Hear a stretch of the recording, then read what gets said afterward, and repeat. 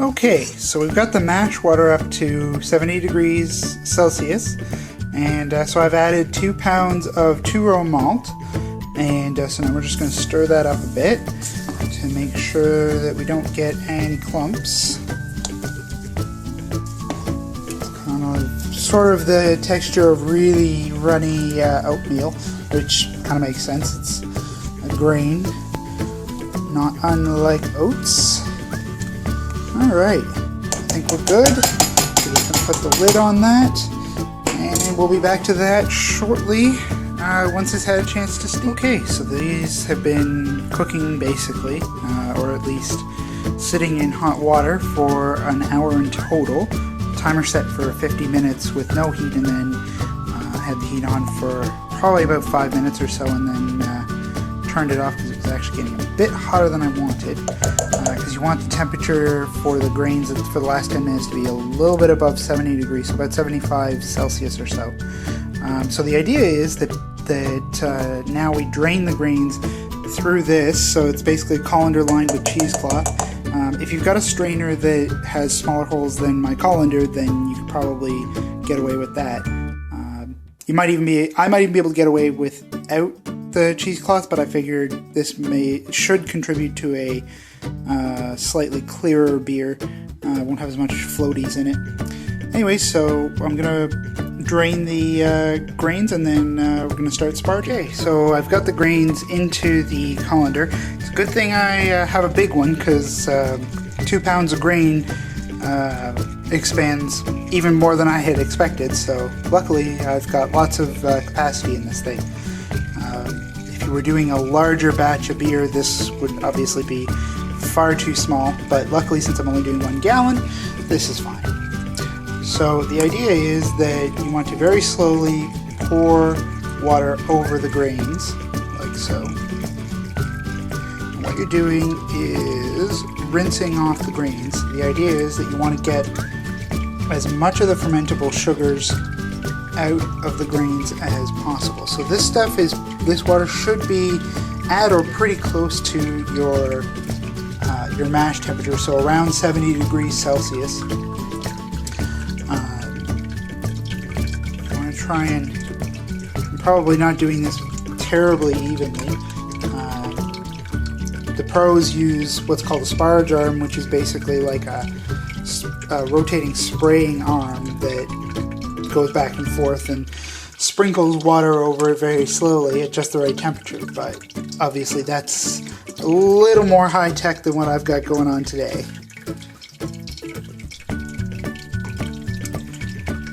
Now, once I'm done sparging, there's a bit of debate online about whether or not to press your grains. The recipe I have doesn't specify one way or the other. Some people say do it because you get more wort out, and also you get the extra bit of sugars.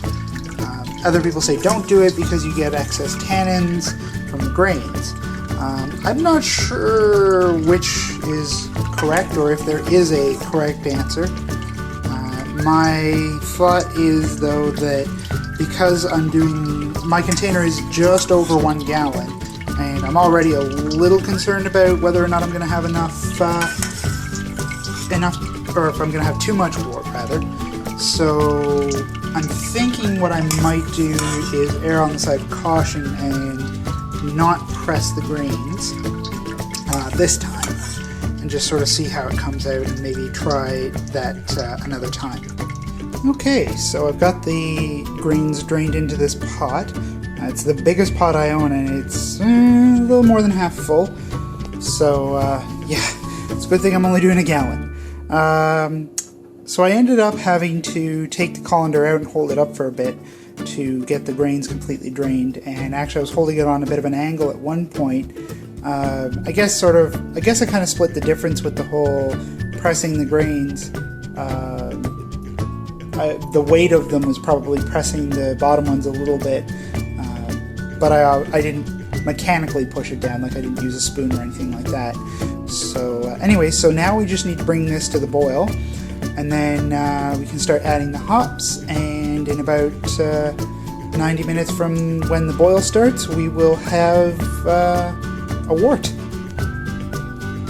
Well, we've got the wort boiling away. Of course, it's sort of my habit to clean as I go when I cook, so I figure there's no reason not to do that while I'm making beer. One of the things I was thinking about was all the spent grains that got left over from this. So there's a few different things that you can do with the grains. And I mean, there's a lot of it. So anyways, I found a couple of recipes, one for spent grain dog treats, and one for turning the spent grains into flour. So I've got about 6.5 cups worth of spent grains here on the cookie sheet, and I've got my oven. I'm lucky, my oven will go very low on the warming setting, so I've got it set for 145 degrees Fahrenheit. I've also measured off about 4 cups of spent grains for dog treats. Now, a word of warning, just generally, but also specifically for dog treats. If you put hops in your grains, or if hops have come into contact with the grains at all, do not use them for dogs. Do not let dogs have hops. They are poisonous. Very, very poisonous. Do not give them hops. So yeah, that's my public safety announcement. So there's about 4 cups of grains there. So as a result, instead of having that colander full either going into the compost or the garbage, I've now got this. Might even try composting the cheesecloth just to see what happens. Might cut it up first, but hey, what the hell.